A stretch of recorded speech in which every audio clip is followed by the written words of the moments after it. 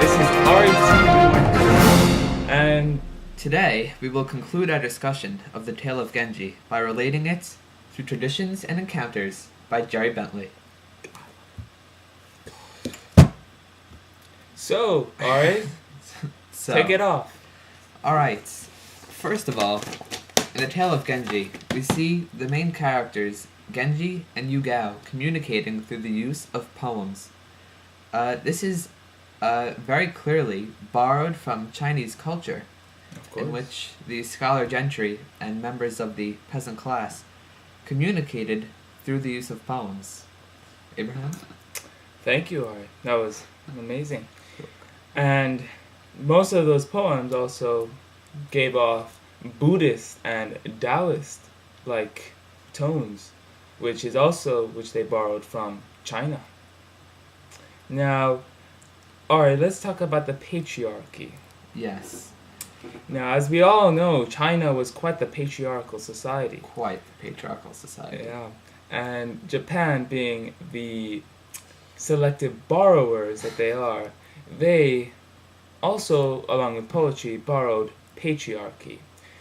We see elements of this through the chapter Yu Gao, where often females are largely subservient Yes. to their male counterparts.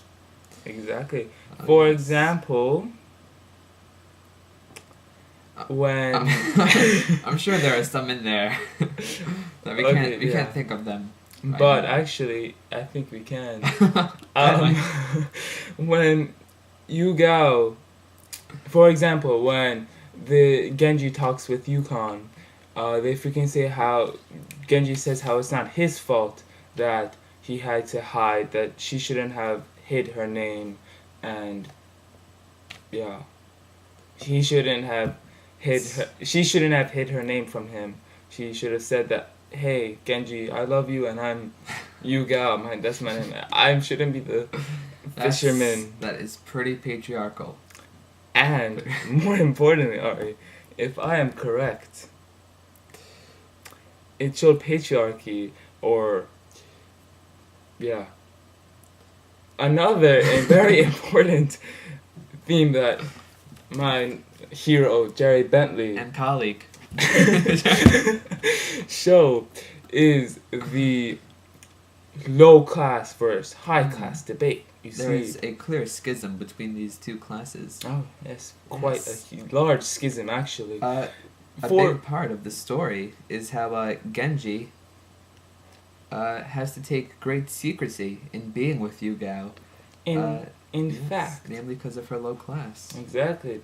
In fact, the introduction of this great Japanese literature by Marasuki Shikibu says that frequently Genji and his chums, friends, if you will, they frequently made fun. They would like classify women, and they didn't think lowest class were even part of it.